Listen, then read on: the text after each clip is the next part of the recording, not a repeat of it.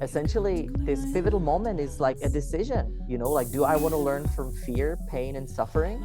Or have I had enough and I want to learn through love, joy, and abundance? And I'll tell you this, the first one, I did not think it was possible. I did not think I was worthy of learning through love. And I used to live in a paradigm of, if it didn't hurt enough, I wasn't good enough. And I still sometimes am. It's such an interesting concept.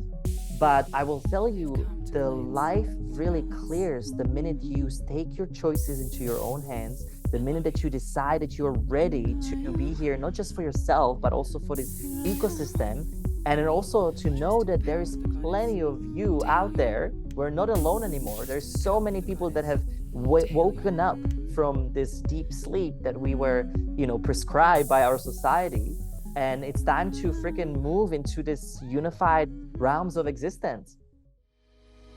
Welcome to Love Magic Miracles. I'm Alina Gigi, and if you're a soul-led entrepreneur who wants to make a big impact in the world, you're in the right place. And if you'd love to weave feminine embodiment into your everyday and quantum leap every area of your business and love life to new heights, then plug into these conversations with these inspiring thought leaders and hit subscribe, comment, like, and share with someone you care about today. Hello, it's Alina Gigi from Love Magic Miracles, and I wanted to thank Pavel, aka NOA AON, from the bottom of my heart for joining me live for this juicy conversation about self-realization from Dallas, Texas at Dave Asprey's 10th anniversary biohacking conference, where he is speaking on stage with the likes of Gabby Bernstein, Jim Kwik, and Joe Dispenza. So kick back, enjoy this activating conversation where he really leaves a lot of breadcrumbs here for self-mastery. So he has also generously shared his free resource library in the show notes, so be sure to check it out. Hello, it's Alina Gigi from Love Magic Miracles, and I have a very special guest for you today. I have Pavel from NOA AON. Welcome aboard. Thank you so much. Glad to be here. Yes, and you've got 8 events coming up, you just said, this week. Yes, I just landed in Texas about an hour and a half ago, and we're doing whole bunch of our System Reset experiences. We're doing 2 conferences, and we're actually curating our own stage at the Dave Asprey's Biohacking Conference. So it will be a really big one for us, because for the first time they allowed, all of the immersive, interactive workshops to be held on top of all the biohacking stuff. So that's really where, our hearts are, transformation. Yes. Okay. So biohacking is front of mind for you at the moment. So that's your main transformation that you're helping facilitate. Is that right? So it's at the biohacking event. So it's called the Biohacking Conference in Dallas, and it's done by the father of biohacking, or as he calls himself, Dave Asprey. And this is their 10-year anniversary. So basically, all of the cutting-edge speakers, teachers, doctors of biohacking will be, under one roof. And the lineup, it's insane. You've got, people like Mercola, Jim Kwik. There's also Dr. Amen, which is like the brain doctor. He's incredible, and many, many more. Wow, fantastic. Sounds like you're right where you need to be, in the heart of the action. Great. Yes. And so are you a very fast-paced person or a slow-paced person? Well, if you ask this to my team, they will not say I'm a slow-paced person. But I like to think of myself that I come in and out of the shell. So there's times where I go into self-mastery, and I educate, learn, create. And that was really my past week. I spent the last week in hyperbaric chamber, IVs, nature, and really just restoring my body and going inward. But the natural progression of us, of really anybody, when you self-master any sorts of new techniques or tools, you want to give it away. You want to share it with others. And so in the service is where I really find so much joy sharing these with others. Oh, that's beautiful. I relate to that with the podcast and having these conscious conversations that uplift and inspire. So that's definitely the intention for our conversation today. And I know you've had an interesting background. You've been a professional cyclist in a former life. Is that right as well? Yeah, I used to race road bikes all over the world, including Australia, Wow. the down under back in the days, and also Southland in New Zealand, and it was a fun time, but due to my health, it was actually cut out sooner than I would like originally. So your health projected you onto a journey of this sort of spiritual path, I guess. Yeah, no, absolutely. Well, I think the journey started off early. I actually grew up with a shaman in Czech Republic. That's where I'm from. And my mom was always a really the inclination into yoga, mysticism, meditation. And so from a young age, I had a meditation practice and I followed the Kriya Yoga from Mm-hmm. Yogananda. Very Mm-hmm. traditional Mm-hmm. to start with, but very eye-opening. And I think it's funny, I used to view spirituality as a convenience, something when I hurt, I go back to Mm-hmm. instead of, viewing that as a life. So that way you don't have to hurt to begin Mm-hmm. with when you're Yeah. spiritually, connected, Mm-hmm. everything unfolds. But yeah, I was about 20 years old and I got caught up with chronic Epstein-Barr, chronic fatigue. I was literally sick every 2 weeks. And I would, go into these races and not be able to race. My legs just wouldn't move. And then other days I would win a race. And so it was such a, up and down swing that it led me into major depression. And I had a, lost meaning of life. I had a Mm-hmm. suicidal thoughts, and it was really difficult at that time. But it led me into, learning how to biohack and how to. I met Wim Hof after I did all of these healthy tools, that brought me into where I am today. So, as with always, with everything. Yeah, it's interesting. Like when I was 21, I was in a near death car accident and the car got totaled and my whole life flashed before my eyes. And so that sort of I was like, what's the meaning of life? Because there's got to be more than this. I just had this like I need to go find it. So I went to India and I studied yoga in India and went on that whole spiritual seeking journey. But at the time it was so painful. Like to go through something where you're just pushed to your limits, but then on the other side you're like, don't sweat the small stuff, it's all small stuff. Let's just be, enjoy life, but also share, like you said, share our discoveries and what lights us up and what can help others. So yeah, I feel you. Yeah, that's cool. Yeah. Yeah, it's funny, like we all go through the same thing, right? Like what I Mm-hmm. come to a summary after 15 years of traveling the world and learning from all of these mystics, because I had such a deep inner calling, like there is Mm-hmm. more. And I Mm-hmm. followed that call because further and longer you don't follow this deep calling of your passion, your purpose, your creation, your things you want to learn, that burning desire is not going to just turn off. It's going to Mm-hmm. start moving into addictions. It's going to start moving into negative life patterns. And those, I don't have to explain the amount of negative patterns that we find ourselves in is immense. And so what's interesting, at least for me in that journey, I had this aha moment, and that was like, I keep on running away from pain and I keep on running away as far as I can to kind of like put it on a mute button. But what I start realizing is when you actually look in and when you, as the brave soul that you are, start looking in exactly where it hurts, exactly where it is not going well, then you start realizing that that's the lesson. And so we Mm-hmm. came here to earth to, descend down into our physical form. We came here to exchange gifts with one another as whatever we brought in here, what we learned, so we can enlarge the form, right, as the whole. And then when we come back home, we go back into the oneness. But in this process, we can either get completely lost and forgotten, like why we're here, get, rammed into money, sex, power, the old paradigm of living here on earth, or we can spend time, working on ourselves and helping others and really living in service and following our why, following our purpose. And that's really where the biggest magic happened for me, where everything just switched, Mm-hmm. it Yeah. wasn't this magical wand that came in and saved me. So and it's a decision, right? So you're like, well, I'm not doing this anymore. I'm not because as you were a DJ, you were sort of caught up in drugs and alcohol, right? Yeah, so I mean, it's been a roller coaster ride for me, and it's funny because life is made up of choices and consequences if we just simplify it and dim it down into these two ways. And the minute we realize that literally every choice that we have then projects into consequence, but what we don't see is there is a delay. And if somebody is very unconscious in their life and they've just been kind of living whatever the external life brings to you, then that's where the confusion can happen, because then you're lost. You're like, how come I just did all of these good things, but all of this is happening to me? So we are living on this karmic wheel that we can surpass, but we can move beyond that.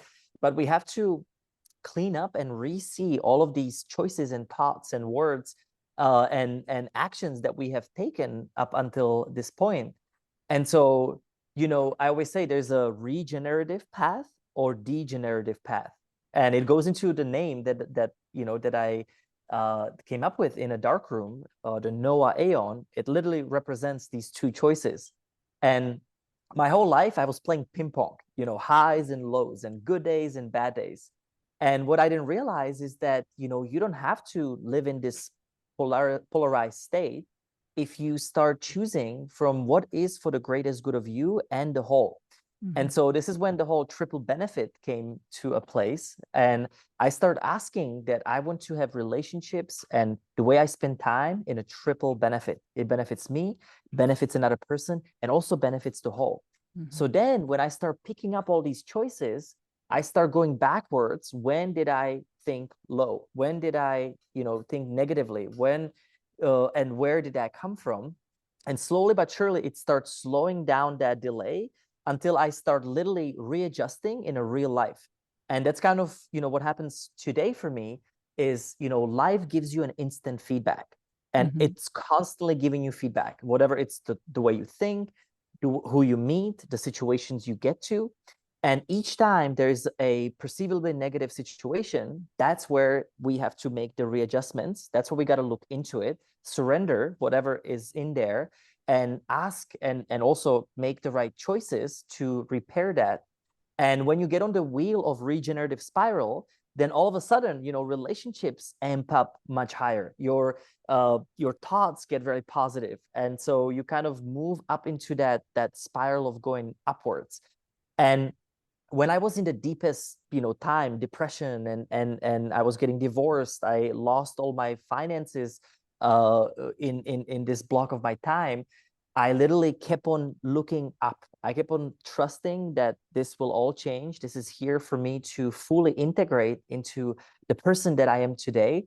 And by the way, it never ends also. Like, I don't want to make it anyhow.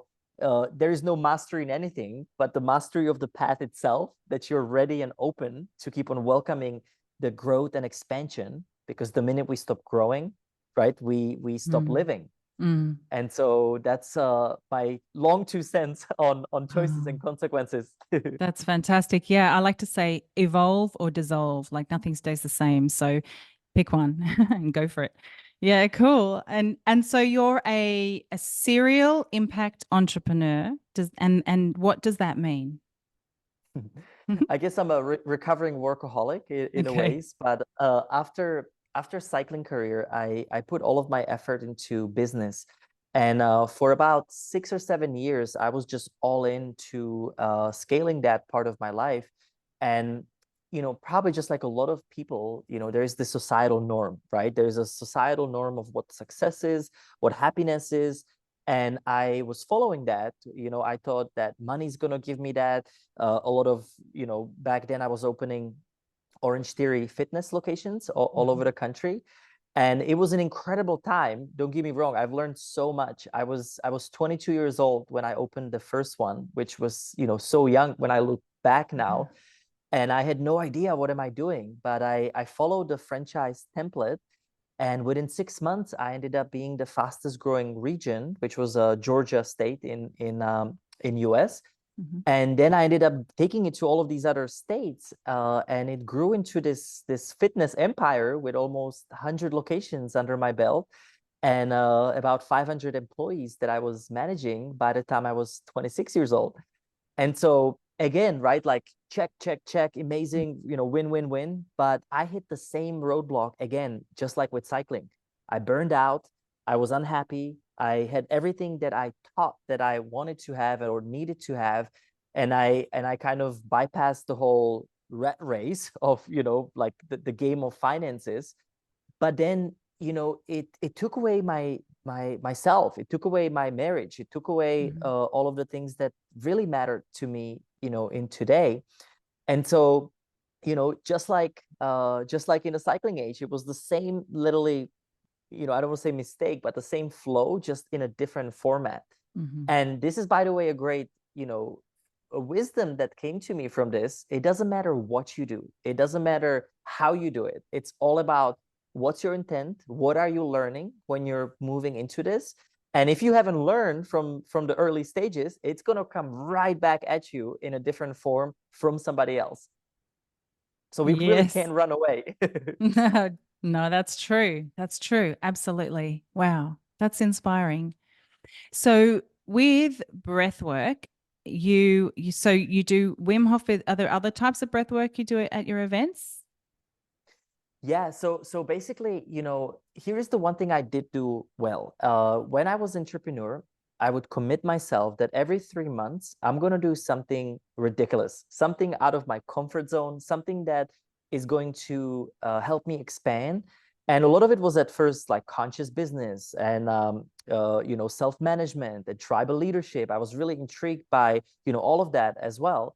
But then there's also that spirit inside of me that is screaming, I am here. Can you please bring me up to this body? Wow. And essentially, I start, flying into all of these different places on Earth.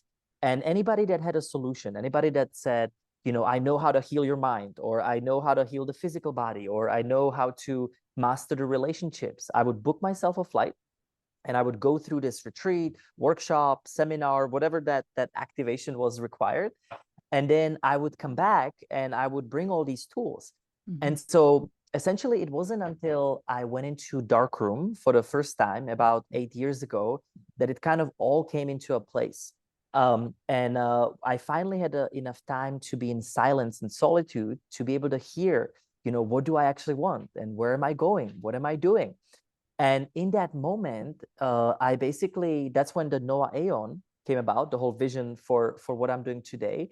But also this deep voice was telling me, you can't keep this for yourself. You have to share this with others. And so that's when I walked out of there and I went into this deep, breathwork training, meditation, sound healing, music production. And big piece of that was at first Wim Hof. That's really what opened up my eyes and just space to what's possible with simplicity of yourself. And then I went into holotropic and power breath, two-part breath. We do. I always like to split them into two categories. And you've got the subtle breathing, which is any sorts of pauses, box breathing, just awareness breathing, rhythmical breath. Or you've got the deep breathing, which are more of the journey-based breath work that can have a very much the same effect as if you take psychedelics or other therapeutic uses. And essentially, that's when I start integrating them and playing with them and making it the right refined version. And now at the events, we basically in one workshop, you go through about 15 different styles and you don't even know it, but that's the way we like to teach it, is through immersive, interactive techniques that you right away can embody it. And that's really the key with all these tools is embodiment. How do you use it in everyday life? Not just somewhere once a month. Yeah, wow. That's exactly right. Embodiment. Yep. Yep. Oh, fantastic. Now, I did hear on another podcast you were speaking about the senses, and we have 4 spiritual senses. Would you like to go into that? Yeah, sure. So it was in Brazil that I spent time in this psychic village, and essentially that was kind of like the spirit part of my training, was how do we get in touch with that highest version of us. And so in a simple terms, they taught me we've got the small self or the egoic self, or we've got the highest part of us, which is the realized self that's always there, but we are not bringing it properly down here into the third dimension that we're living in. Now, that communicates with us with many different ways. So just like the physical body has 5 senses, which we all are, well aware of, these physical senses a lot of times get us in trouble. This is the instant seeking of gratification and pleasure and food, and that's a lot of times where we at, right? Like where the human body kind of gets stuck on all of the pleasure senses. But then you've got the psychic senses or spiritual gifts that everybody has. There's nobody that doesn't have these. We're just not taught how to use these properly. And these are your psychic hearing. These are little whispers that always have your back. And essentially, you've got the egoic mind or the monkey brain that has this loud voice, or, it basically doesn't shut up. 95% of all of the thoughts is just a clutter. And this is just your monkey brain making its work. And part of this journey is how do we make peace with it, and how do we make that work for us? Now, the inner whispers is the subtle part. It's the little hints that it maybe tells you to turn off a Netflix at night. Maybe it tells you to start working out, quit drinking alcohol, get out of this relationship. And if you, and I'm sure maybe I ask you, right? Like do you ever hear the distinct difference in those voices? Yes, all the time. Yeah. Yeah. And so here's what happened. If we don't listen to them, for example, just the inner hearing long enough time, that's when car accidents happen. Maybe we get sick. For me, it was the virus, right? For other people, it might be divorce, because we just keep on going the other direction that this highest part of us is trying to redirect, so you can be on your path of why you're here. So inner whisper is the first one. And the way you strengthen it or build it is you acknowledge it. So you simply state, thank you, I heard that, when this whisper comes in. And then the magic keyword is what you're going to do about that. Now, at first, I came in there as an entrepreneur with an open mind and open heart, but I didn't believe in this, right? Like I wasn't like, I get it, right? Like I didn't get it at first. And what started happening for me is I always follow whatever somebody tells me. I'll like follow it to the T, and then I start improving it if I feel the benefits of it. And I start, acknowledging that voice, and it became louder and louder until it literally leveled with the monkey brain. And that's when things start really shifting, because now you use the monkey brain for the action, right? For the creativity, for your day-to-day booking your flights and transferring between bank accounts. It's very needed, right? There's nothing wrong with that. But then when you have this direction of your highest self at the same time guiding that principle, then all of a sudden your path gets cleared. All of a sudden that polarity starts removing itself. And that's when like, wow, like life is supposed to be easy. We are supposed to experience joy. We are supposed to experience love. And if we don't, that's when we go back into the reassessment. What do we need to alter and change? So that's the first one. The second one, the way this highest part of you speaks to you is your inner feeling. And this is the empaths of the world. This is when, you can connect into your solar plexus. And if you extend your hands in front of you, you can even use your hands to tune into someone, feel into situation, feel into yourself. And pranic healing, Reiki healing, it all uses this same sense, and it works the same. So you acknowledge it. Thank you, I felt that. What you're going to do about that.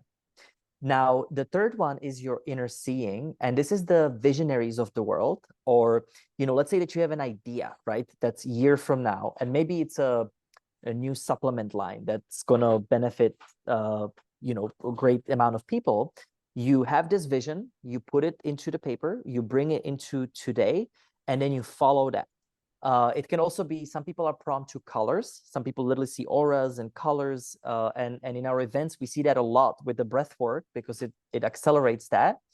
And other people, they are really very good at lucid dreaming. So like they can interpret their dreams, their lucid dreaming. That's when really that inner seeing, dumps in all of that information when we go into that silence and stillness. And then you've got your inner knowing, which is the fourth one. And this is the basic intuition, some people call it. This is the hardest one to discern because of the monkey brain has an agenda. So what you want to always discern is when you think, you don't know. When you know, you don't require to think. And so what this means is when you, for example, you knew that you shouldn't have gone to the party. You knew that that person would turn right in front of you. You knew that that person was cheating on you. It was in every bone of your body. It was coming from your knowing. And so these four senses, everybody has, but some people are more prone to one or the other. And so as you're listening to it, just take a time to really feel in so I'm a feeler. That's one of my biggest one. And feelers usually will tell you, I feel like this, or it feels like that. But it's different from somebody that's more of a seer. I see this, or I see that. Or I can hear, right, these whispers. So that's why you have to know which one is yours and then start really following with a simple questions. So that way you can start getting simple answers. And as I'm speaking with simplicity, you know, the other way, if you're ever trying to just connect and decide on things, the way I've been doing this is I ask my highest self to show me a clear yes or show me a clear no. And so for me, clear yes is just thumbs up. Clear no is thumbs down.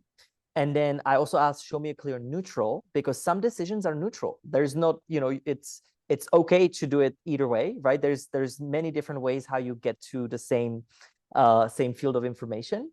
And so these are ways how I like to ask when I'm not sure, like, you know, show me a clear yes if I'm supposed to be at this event, right? I'm going to benefit in a triple benefit from going into Texas, right? For example. So it gives me a yes or no.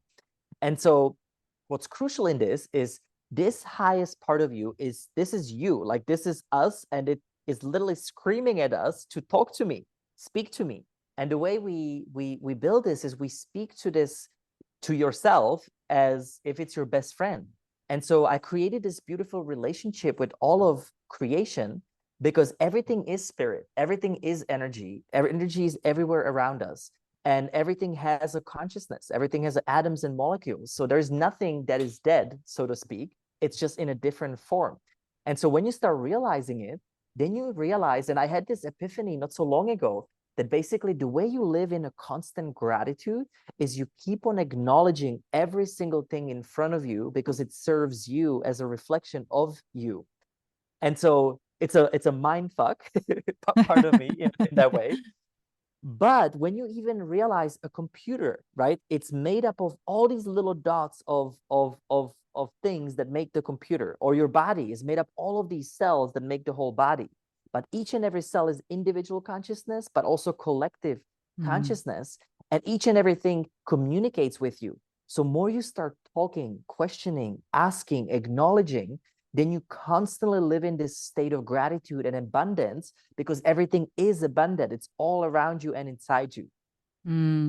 Beautiful. That's so lovely. Yeah, the microcosm and macrocosm. Yeah. Yeah, we're all connected, and so within, so without. Yeah. Yeah, great. As Beautiful. above, Yeah. so below. Yeah. And that's right. Simplicity is amazing. Like I feel in this day and age, we overcomplicate things, and with, you know, social media and all these distractions, and then all these, like, this is the way to do it. That's not the way to do it. It's like sometimes you do need to unplug and reset. And are you suggesting going into a dark room is the best way to do that? Or is there another way to reset? Well, there's so many different ways to do that. And so darkness is not for everyone, but it is an incredible tool. You know, I do this every year with lady called Jas Muhim, who is a breatharian. And so for the past 25 years, she has been solely nourished by prana as a source. And it's really far out there. Like as I was telling you before, like these concepts, anytime somebody challenged my belief system, I was going there, because I was like, how in the hell is this possible at first? And then, you know, you start having this your personal experience, and then you start feeling it. And that's really, just to end it to the past part, is, you know, everybody says this, right? Like, as above, so below, or inner and outer. But like, what does that actually mean for you in everyday life? And I like didn't get it until you actually can feel it, right? You actually embrace it through these, senses. Now, what I highly advise when it comes to, going inward, it really is gotta be blocked into cycles in our life. And life is a cyclical, right? Just like the moon, just like the sun, everything is cyclical, and there's different times and opportunities to rise within the flow of what's already happening around you. Because what I've learned is we live in these three levels. There's the me, individual consciousness, there's the we, the collective, and then there is the B, which is the supra collective. And if you keep on zooming out, we can't even comprehend how far this probably goes, right? But we don't have to, because we live here on Earth, and we kind of are limited down to these three levels. Now, each of these levels will keep on giving you a sequence of new tools and education and experiences through your situations that you bring yourself into. And then it's up to us, how we're going to interpret that, how we're going to move into it or out of it. Are we going to see it as bad or good, or are we going to go, beyond that? Now, in this process, I call it the process of unhooking, which is a cyclical way of life for me, where once a day, the first hour of the day, I spend just by myself, no cell phone, no computer. And I go into my breathwork, meditation, deep gratitude, earth. I usually like to spend the first hour somewhere in nature, surrounded and grounded. And essentially, I use that as my daily, reassessment. Where am I? How am I doing? How do I want to experience today? And it's the silence and solitude that allows me to switch the brainwave patterns from the busy beta brainwaves into more of that alpha and theta. So that way you can hear, feel, know, all of these senses that we have talked about. Now, these senses, this is why, by the way, somebody says, I don't feel anything, I don't see anything, is because that person is so damn busy, right? Chasing after doing. And there's no space for it, because it's not supposed to. When you're doing, you're in the action. But when you're being, then you allow to unhook from all of the doing, right? Then once a week, I like to spend full day off, where I completely get the hell out of this world for a little bit into the earth.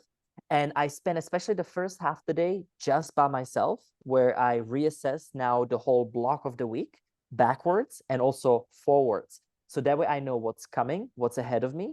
I also can reassess, like, where did I do well? What worked for me? What didn't work for me? And by the way, that's as simple as this. So many people like to make things so complicated, but when you ask yourself, does this way of life work for me or does it not? And if something doesn't work, then readjust it, and then if you're not sure what to do, ask yourself, what would love do now? And then there's going to be a sequence of feelings, thoughts, or hearings that will come to you if you are in the state of silence and solitude. Now, once per month, I take 4 days off. And this is when I completely unhook again without any cell phone, computer. I like to fast as well. So that way I completely take away from all of the biohacks, everything. I basically unhack and unhook. And this is when I look at the whole past month. How did I do? What did I accomplish? Where do I want to go for the following month? And so that way, now I continuously see where my choices go, where my action flows, and what results I'm going to be having because of the energy I'm putting in. And so, law of attraction is this like big deal that is nothing but the way you resonate and where you spend your time. It's literally that simple, because that's what grows. And, a lot of the spiritual community sometimes gets this, wrong, where they think that, magical wand will appear and all of a sudden you'll have $1 million in your bank account. And yes, that's possible too at some level. I haven't been able to get there yet. I hope one day. But until then, you still follow the pathway as to how you grow to that point. So that's once a month. And then once per year, I take 10 to 15 days off. And essentially, usually 10 days is of the darkness. And then the other 5 to 7 is the integration, is just rest and chill, and also with family. And essentially during that time, well, I'll give you an example. The first time I went, my life changed 360. Everything was wrong. Basically, like what I was following, where I was going, like it was totally off track where I was supposed to be, going as a person. And then the second time I went, when I made these adjustments, all of a sudden it was just minor little switches, and this is what's so beautiful about this. You don't have to go to a dark room to find yourself. You just start tomorrow. When you wake up, the first hour of the day, maybe wake up a little bit earlier. And, and if you say you have kids, you have work and all this, I have 3 kids, I have multiple companies, and it's still possible because it's you that matters most first, the me, before you enter the we. And then you can be, because then you are able to have your sanity, and you have everything in your direct power, in your direct strength. And so what I will end it with is, and this is what I haven't done and I would like to, every 7 years, you take a complete year off. And that way you also live in these, larger blocks, right? Like larger cycles. And I haven't gotten there, but this is something that would also, like, my deep heart's desire would be just be off for a year and just spend it on you, like you, your family, and create. So coming soon. Oh, cool. Wow. You're so organized. Oh, that's great. Yeah, that's fantastic. Yeah. There's so much there. I can't wait to listen to all this back again. Is there anything else front of mind that you want to share right now? Well, I mean, I would say we're in a pivotal moment in life, and this time is really amazing, but also can be not amazing if you're not aligned. And so the responsibility for our tribe of people of Earth, let's put it in a ways of united, right? Because we are one, and essentially this pivotal moment is like a decision. Like, do I want to learn from fear, pain, and suffering? Or have I had enough and I want to learn through love, joy, and abundance? And I'll tell you this, the first one, I did not think it was possible. I did not think I was worthy of learning through love. And I used to live in a paradigm of, if it didn't hurt enough, I wasn't good enough. And I still sometimes am. It's such an interesting concept. But I will tell you, the life really clears the minute you take your choices into your own hands, the minute that you decide that you're ready to be here, not just for yourself, but also for this ecosystem. And then also to know that there's plenty of you out there. We're not alone anymore. There's so many people that have woken up from this deep sleep that we were, prescribed by our society. And it's time to freaking move into this unified realms of existence. Wow, that's so inspiring. So why did you feel that you weren't worthy? Well, I think it's a societal norm, right? I think where I grew up with, I think it really depends, your software, right, as a mind, as the monkey brain, is built up, right, within the first 7 years of your life, but then also as you're watching news and TV and friends you're with and parents that you have, it keeps on like adding on to this, right? And if you think about it, like just like we were talking about at the beginning, there's a regenerative spiral and degenerative spiral. Our society has been degenerating for many, many decades, but yet there's this beautiful group of people in light that are doing the opposite, because it's the polarity is trying to balance out. Now, I think I grew up just in that, in sports, in competition. If you weren't good enough at races, if you failed, like it's all of these mental thoughts that you put on yourself. And I think, these are very simple. I can only imagine the amount of people maybe that have issues with weight, or women, I think, get look at themselves and think they're ugly, and all of these things that are embedded in us that is so not true. We are so pure, and it's really re-seeing these eyes, looking at your mirror and see the beauty, the magical, temple that is functioning for us in every single day of our lives. And that's really what I tune in now. It's like a radio station that we get to tune into. Ah, beautiful, wonderful. Thank you so much. Oh, Thank so you where as can people well. find you and work with you and contact you? And yeah, what is it? That your website is the main way to get in touch and look at your products and services? Yeah, absolutely. So it's noaaon.com, NOAAON.com. And then also we can share in the description our on-demand library. We have over 80 hours worth of recordings for free. So that way you can test out any of the breathwork, meditation, and beyond. And we also have a whole series of amazing consciousness expansion tools. We work with light therapy, nervous system reset hacks. We have a red light therapy. So basically, I kind of picked up all of these different latest tech from all these conferences around the world. And what actually worked, I brought it in. And the things that I use on a daily basis is what you see on our website. Oh, beautiful. Thank you. Yeah, and if you want to see us in the events, we do over 100 events a year all across the world. And we'll be back in Australia sometimes in November, around US Thanksgiving. I think it's like 26-ish. Oh, And great. so, yeah, we had a beautiful time just, I think, 2 weeks ago. Oh, fantastic. Oh, yay. Fantastic. Well, thank you so much for joining me today. It means a lot that you took the time to have this fantastic conversation with me, and I can't wait to share it with everyone and uplift and inspire. Thank you. Thank you so much. Thank you, Pavel, for coming on the show. You are such a great facilitator of people's self-realization. Here are some key takeaways from our conversation. Point 1, follow your passion and your purpose. Listen to your deep inner callings. They won't go away. We need to act on them, otherwise they turn into addictions. Point 2, the path of mastery is the growth and expansion. There is no end. Point 3, spend time each day in solitude. Listen to the subtle messages of your higher self calling you. Point 4, we each have 4 spiritual senses. Our path clears when we listen to and follow these subtle messages. If you would like to listen to more uplifting and inspiring conversations on Love Magic Miracles, hit subscribe today and comment, like, and share with someone you care about today.